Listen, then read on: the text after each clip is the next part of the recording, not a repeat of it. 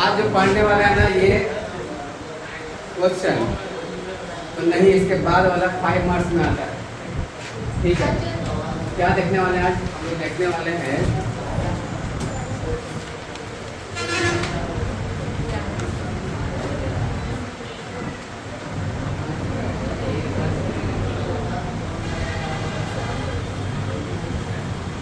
Integral form of rate.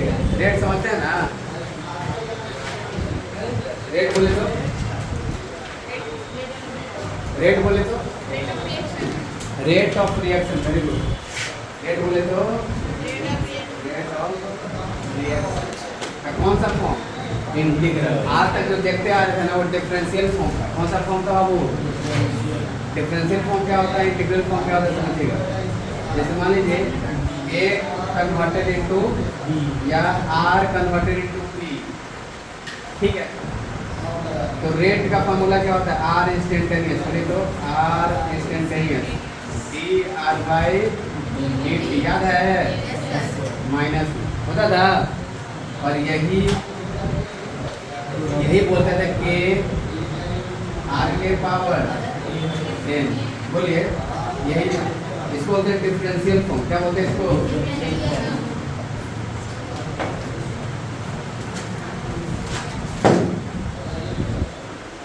तो differential form के साथ एक दिक्कत है। क्या दिक्कत है? अब बहुत सारी दिक्कत है इसके साथ, बहुत सारी दिक्कत है। हर एक समय पर आपको डाटा चाहिए, हर एक समय पर।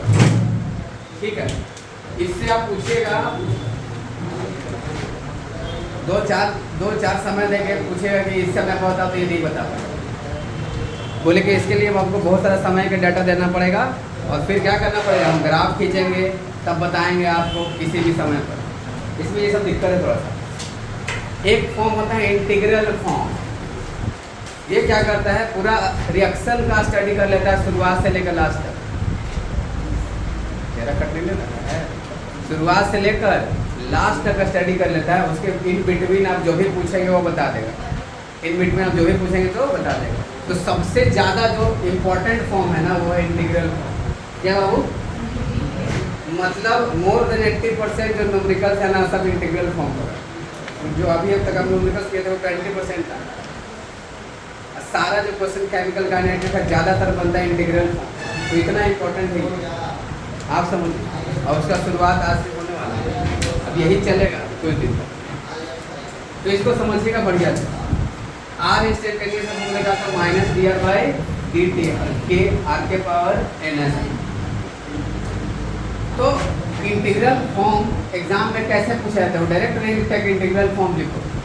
वो लिखेगा find out the expression for zero order reaction, find out the expression for first order reaction. ये एक्सप्रेशन नहीं है, ये डिफरेंशियल फॉर्म। डिफरेंशियल फॉर्म का एक्सप्रेशन नहीं बोलते। एक्सप्रेशन मतलब जनरल टर्म होता है। एक्सप्रेशन मतलब जनरल, उस पर सब कुछ का आप निकाल सकते। ये इन जनरल नहीं है, ये किसी टाइम पर, किसी इंस्टेंट पर। इन जनरल मतलब कोई एक्सप्रेशन दे दीजिए, हर टाइम पुट करते जाइए, आपको निकलते जाएगा। अरे सच में एक्सप्रेशन क्या होता है? टाइम का कंसंट्रेशन के साथ रिलेशन होता है। इसमें टाइम का कंसंट्रेशन के साथ रिलेशन नहीं है। अलग अलग टाइम पर आप नहीं बता सकते कंसंट्रेशन यहाँ से देखकर। ठीक है ना? तो एक्सप्रेशन वैसे चीज़ों को बोलते हैं जिससे आप कुछ एक्सप्रेस कर सकें, आगे के बातें प्रेडिक्ट कर सकें। अरे सच में जिससे कुछ चीज़ें निकाल सके। तो आपको डायरेक्टली ऐसा वर्ड यूज नहीं किया जाता है इंटीग्रल फॉर्म। वो लिख देते हैं कि find out the expression for, find out the question किस तरह से आएंगे, इस तरह से find out the expression for zero order reaction. कौन सा? Zero order reaction. तो आपके सिलेबस में दो ही पढ़ना है, जीरो ऑर्डर और फर्स्ट ऑर्डर। जीरो ऑर्डर पर न्यूमेरिकल्स नहीं के बराबर है, नहीं ही है। फर्स्ट ऑर्डर ही मेन है। आपको आगे समझ में आएगा कि फर्स्ट ऑर्डर कितना मेन है। ठीक है, जो भी रिएक्शन ज़्यादातर दुनिया में होती ही है तो ज़्यादातर फर्स्ट ऑर्डर की होती है। ठीक है, तो फर्स्ट ऑर्डर मिला जुला के आपको पढ़ना है। लेकिन शुरुआत कहाँ से करेंगे हम लोग? जीरो ऑर्डर से। कहाँ से करेंगे? जीरो से। आइए देखते हैं ध्यान से अभी देखिए, बताने की जरूरत नहीं है, ठीक है ना। अभी पहली बार बोल रहे बताने की जरूरत है। तो देखिए यहाँ पर क्या होता है बाबू, मान लीजिए वो रिएक्टेंट है और ये कन्वर्ट हो रहा है प्रोडक्ट में, फिर वही की बात है, ठीक है। T = 0 पर इसका कंसंट्रेशन R0 है, कितना है बाबू, R0, ये 0 है। T = किसी भी टाइम पर, किसी भी टाइम पर इसका मतलब T, इसका कंसंट्रेशन RT है, क्या है बाबू। तो ये कितना बचेगा प्रोडक्ट, अगर ये RT हो गया तो प्रोडक्ट कितना बन गया होगा, बोलिए। R0 - RT, ये बात समझ में आ रहा है बात आपको। जैसे मान लीजिए ये 10 मोल पर लीटर था, कंसंट्रेशन कितना होता है, ये 0, एक घट हो गया 4 मोल पर लीटर, कितना हो गया, तो खत्म कितना हो गया 6, जितना खत्म हुआ उतना बन जाओगा। तो आप निकाले कैसे, 10 में से 4 को हटा दिए 6 आ गया, नहीं समझे, यहाँ 4 हो गया, इसका मतलब 6 बन गया हो, गट इट। ये आपको पता रहना चाहिए, लेकिन इसका कोई यूज नहीं इधर वाला का, इधर वाला का भी नहीं है। अच्छा, एक टाइम ऐसा होता है जिसको बोलते हैं हाफ लाइफ, क्या बोलते हैं, हाफ लाइफ, ठीक है ना, क्या बोलते हैं इसको, हाफ लाइफ का कॉन्सेप्ट यहीं से आएगा, टी हाफ। तो हाफ लाइफ वैसा टाइम होता है जिसमें रिएक्टेंस आधा हो जाए, क्या हो जाए, आधा, प्रोडक्ट कितना बन जाए, आधा, रिएक्टेंस आधा हो जाए, प्रोडक्ट आधा बन जाए। तो रिएक्टेंस शुरुआत में कितने हमने लिए थे, R0, तो आधा हो जाएगा तो कितना बचा, और ये कितना बना, तो कितना आएगा घटाने पर, आप लोग घटाओ ठीक नहीं है बाबू। अरे देखो R0 में जनरल टर्म लिखे दिए, RT का वैल्यू कितना हो गया अभी, R0/2 घटा दीजिए, R0 में से R0/2 जाएगा तो कितना बचेगा, R0। ऐसे भी समझिए कि आधा खत्म तो आधा बन जाएगा, आधा असल में। आज इनको निकालने नहीं आ रहा, ऐसा समझिए कि शुरुआत में इतने था, कितना हो गया, तो इधर कितना बचा, शुरुआत में से इतना घटा दीजिए तो बच जाएगा, कितना बचा, अरे सच में। हाँ, तो ये दोनों कितना रहता है कि कहाँ से कहाँ पहुँच गए, है ना। तो अभी कितना बचा, शुरुआत में इतना था, अभी इतना हो गया, तो बचा इतना, मतलब प्रोडक्ट इतना बन गया, गट इट। तो ये सारे रिएक्शन में ऐसा लिखेंगे, जब फर्स्ट ऑर्डर में पढ़ेंगे तो ये सब चीज़ें लिखेंगे, इसमें समझ में आना चाहिए, आएगा, ठीक है। चलिए अब आगे, अब ध्यान से समझिए, ये एक्सप्रेशन नहीं है, अब लिख रहे हैं एक्सप्रेशन, ठीक है। तो क्या करेंगे हम लोग, लिखेंगे R इंस्टेंटेनियस, चलिए डायरेक्ट ना लिख के हम सीधे लिख देते हैं, क्या लिख सकते हैं, dR/dt, ये लिख रहे हैं। चलिए रेट बराबर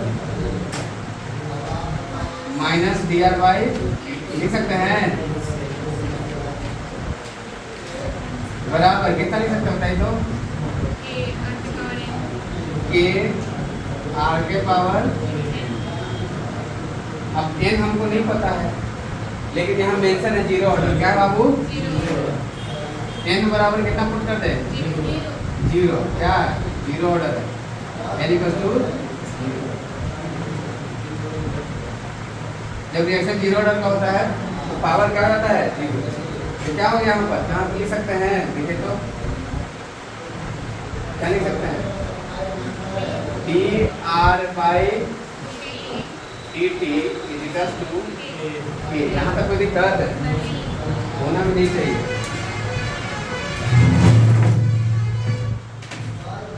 अब क्या करिए, अब हमको सेपरेट कर देना है, वेरिएबल सेपरेबल बोलते हैं, वेरिएबल को सेपरेट कर दीजिए।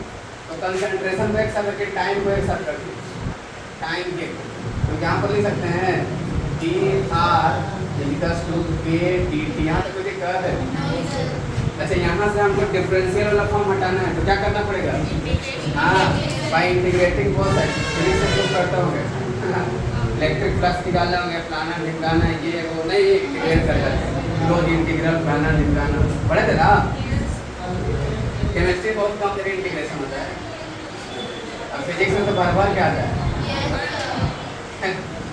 बाय इंटीग्रेटिंग बोथ साइड, कोई भी एक्सप्रेशन देके इंटीग्रेट कर दीजिए, जब मन तब सर इंटीग्रेट कर देता हूँ, क्योंकि एक्सप्रेशन फाइंड करना था, जनरल फिजिक्स जनरल इक्वेशन पर काम करता है ना, सब उसी में बनेगा फिर, तो इंटीग्रेट करना पड़ता है, छोटे छोटे चीज़ें मान के फिर इंटीग्रेट करेंगे, ड्रिफ्ट वेलोसिटी निकालने के लिए, चाहे करंट निकालने के लिए, चाहे कुछ भी निकालने के लिए, इंटीग्रेट नहीं, ऐसी करंट निकालना है इंटीग्रेट, छोटा सा करंट मानिए dt, इंटीग्रेट तो इंटीग्रेशन जरूरी होता है एक्सप्रेशन फाइंड करने।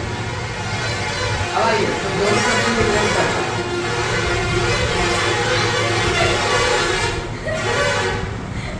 दोनों चारों मिल के आपस में हो जाता है। हाँ ग्रेविटी आ गया था। हाँ बजाओ, ग्रेविटी के पास पहुंच के लोग हो जाते हैं। ध्यान दो।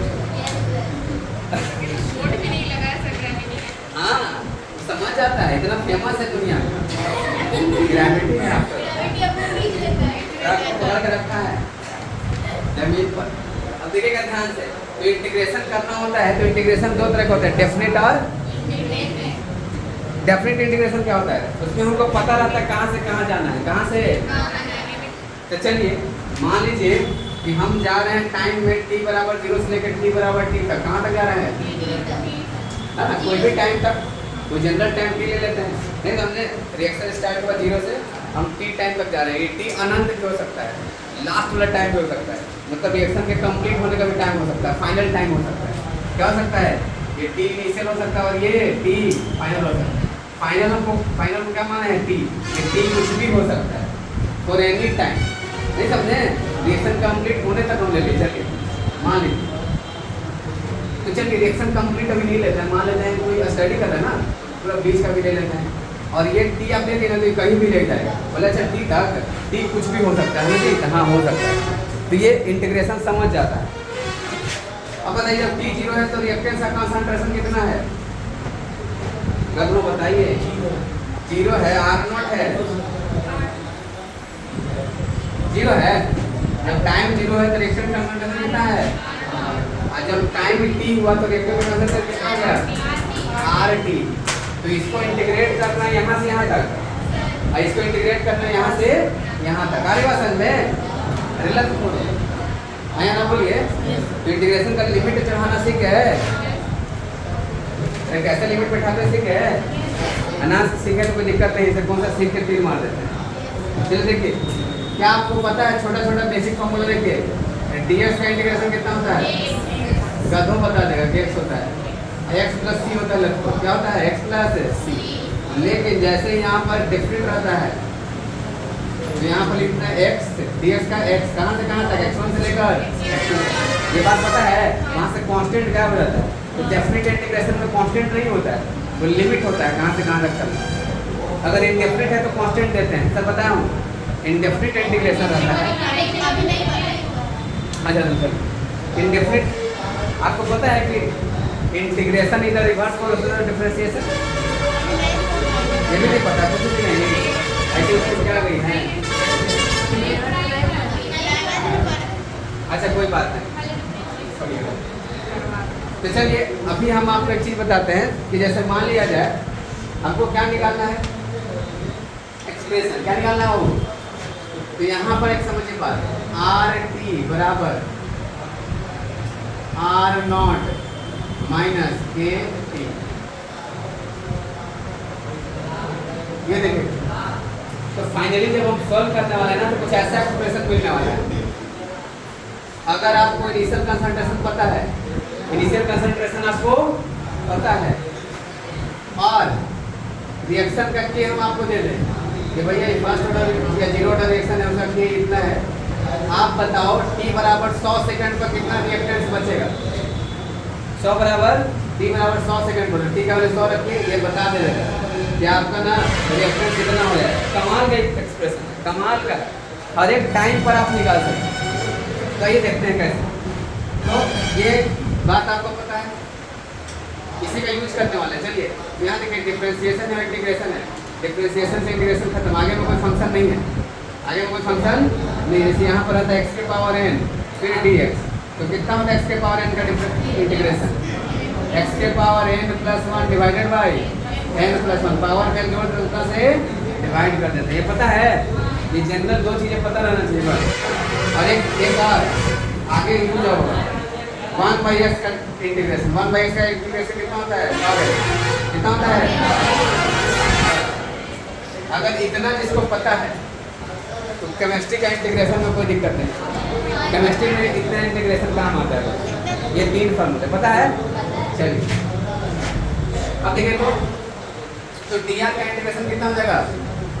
कितना हो जाएगा बाबू? से कहाँ तक? R0 से लेकर RT तक इक्वल्स टू माइनस भी, ठीक है, माइनस को इधर भेज देता है, माइनस हमको थोड़ा सा दिक्कत के बाहर आ जाएगा। dt का इंटीग्रेशन t कहाँ से कहाँ तक? 0 से लेकर putting the value getting result put करिए upper limit RT minus R0 बराबर माइनस के टी का कर लेगा upper limit t minus 0 t minus 0 का वैल्यू t और t इंटू के टी आ जाएगा। अब क्या करिए R0 को उधर ले जाइए और बाकी को इधर लेकर आइए। R0 बराबर कर सकते जल्दी बताइए क्या? RT का वैल्यू बताइए। RT equals to R0 minus KT, यही है, इतना लिखने का 5 नंबर मिलता है, गलत कर ले। RT equals to R0 minus KT, ये कंसंट्रेशन है, थोड़ा ब्रैकेट में लिख दीजिएगा। ऐसा लिखे मतलब लग रहा है कि रेजिस्टेंस है, रेजिस्टेंस है T temperature equals to resistance है T नॉट समथिंग। अच्छा पढ़ा है? अरे करंट में किसी स्टार्ट हुआ आप लोग का नहीं हुआ है, हो जाएगा। ये दिखाई दे रहा है कि नहीं दे रहा है?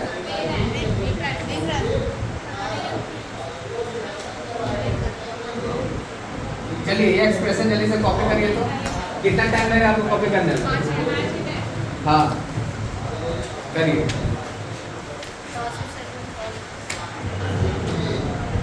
चलिए मिटा नहीं रहे, आप लोग लिखते रहिए। हाफ लाइफ की बात करते हैं, किसकी life? Half life, expression for half life, expression for half half life of zero order reaction. कौन सा बाबू? यहाँ पर जोड़ लीजिएगा जीरो ऑर्डर रिएक्शन। यहाँ जोड़ने की जरूरत है क्योंकि जीरो ही पढ़ रहे हैं तो बार बार लिखने की जरूरत नहीं है, ठीक है। हाफ लाइफ कौन सा टाइम होता है देखो? जब RT कितना हो जाए? R0/2 हो जाए, जिसको हाफ लाइफ बोल गया। यानी कि जब रिएक्टेंस का कंसंट्रेशन t टाइम पर क्या हो जाए? R0/2, उस टाइम को क्या बोलते हैं? Half life. उस टाइम को क्या बोलते हैं? हाफ लाइफ को किसे डिनोट करते हैं? कैपिटल T, इसे कैपिटल T, ठीक है ना। अच्छा अब ध्यान से देखिएगा, रख दीजिए तो एक्सप्रेशन में आप क्या पढ़े बचपन में? RT equals to R0 minus KT पढ़ा है? Putting the value getting the RT के क्या पुट कर दीजिए? R0/2 equals to R0 minus K into capital. अब क्या कर लीजिए, इधर लेके आ जाइए। KT बराबर कितना? R0 माइनस R0/2, समझ में आ रही बात है? R0 में से R0/2 जाएगा, कितना बचेगा? अरे समझ में?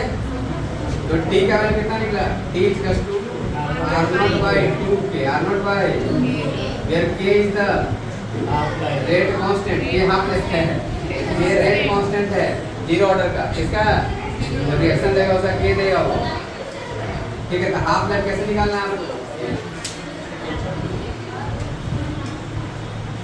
तो हाफ लाइफ यहाँ पूछा जाता है कि जीरो ऑर्डर रिएक्शन का हाफ लाइफ किस पर डिपेंड कर रहा है?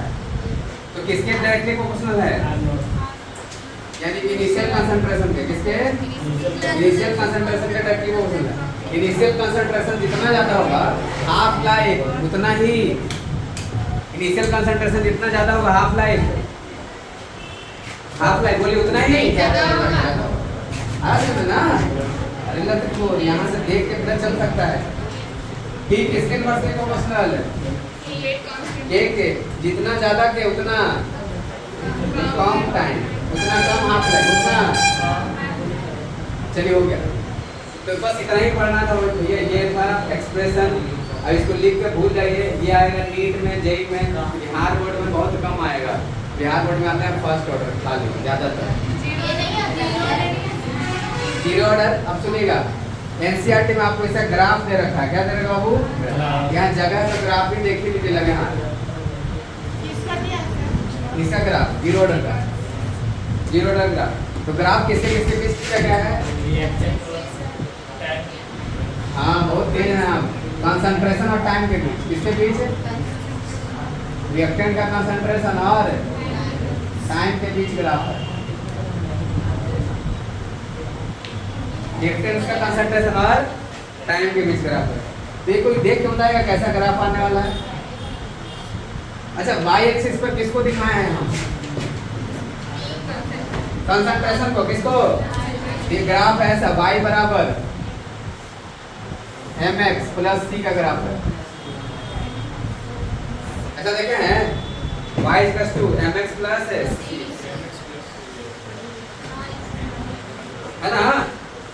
अच्छा, x किसको लिखते हैं? जब टाइम एक्सिस को x बोले हैं, टाइम एक्सिस को, और जो x के साथ रहता है उसको बोलते हैं स्लोप। क्या बोलते हैं?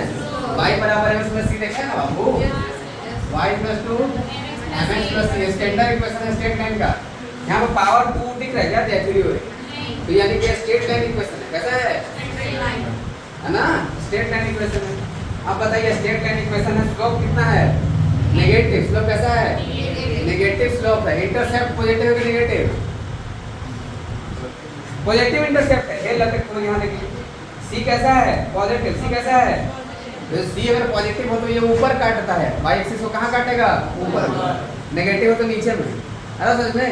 तो y इंटरसेप्ट होता है ये, c क्या होता है? y intercept. तो y को कहाँ काटेगा? ऊपर में। कहाँ काटेगा? अब ऊपर में काटेगा तो दो ग्राफ होगा। आप सोच बोलते कौन सा ग्राफ होगा? एक ग्राफ नंबर 1, एक ग्राफ नंबर 2। ये दोनों y बराबर है प्लस c के ग्राफ है। और इस केस में कौन सा ग्राफ होगा? 2 की 1 क्यों होगा? 2 क्यों होगा? 1 का स्लोप पॉजिटिव है, 1 का स्लोप, और 2 का स्लोप नेगेटिव है। तो इसका स्लोप नेगेटिव है, इसका स्लोप कैसा है? नेगेटिव। तो ग्राफ कौन सा वाला होगा? 2 वाला। कौन सा? तो ग्राफ ऐसा दिखेगा। ऐसे भी सोचिए ना, रिएक्टेंस टाइम के साथ में डिक्रीज होता है। जैसे जैसे टाइम बढ़ता है रिएक्टेंस का कंसंट्रेशन क्या होता है? बढ़ता है क्या? ये बढ़ने का ग्राफ है। ये किसका ग्राफ है? ये ग्राफ है बढ़ने का, और ये ग्राफ है गिरने का। तो ऐसे याद रखिए, गिरने वाला ग्राफ होगा। अरे बोलिए। अच्छा, तो ये जो इंटरसेप्ट हो कितना आएगा? r0। क्या आएगा? ये मैक्सिमम कंसंट्रेशन। रिएक्टेंस का मैक्सिमम कंसंट्रेशन कितना हो सकता है? बढ़ता है r0। रिएक्टेंस का मैक्सिमम कंसंट्रेशन कितना हो सकता है? उससे ज्यादा, उससे कम ही होगा। और ये सब कम है। अरे समझ में? अच्छा, कोई स्लोप पूछे, स्लोप कितना? स्लोप बराबर tan theta equals to m equals to कितना? Minus K. कितना के? माइनस दिखाना है। स्लोप नेगेटिव है, minus K. Slope minus K. हो गया, ये ग्राफ हो गया। अब ये क्वेश्चन आता है जेईई मेंस में कि बताओ इसका स्लोप बताओ, एक्सप्रेशन दे रखा होता है। 12 में ग्राफ कम पूछता है, बना देंगे तो सामने डर जाएगा ना, मार्क्स ज़्यादा दे देगा। तो आपको डराना है एग्जामिनर को। देखो बहुत पढ़े हैं आप, इतना नहीं पढ़े होंगे आप, हम खूब पढ़ के आए हैं। ठीक है, तो ये था एक्सप्रेशन ओवरऑल जीरो ऑर्डर का। ऐसा ही एक्सप्रेशन लिखना है फर्स्ट ऑर्डर, वही ज़्यादा इंपॉर्टेंट है। उम्मीद है कि जीरो ऑर्डर समझ में आया होगा। ठीक है, कॉपी करिए।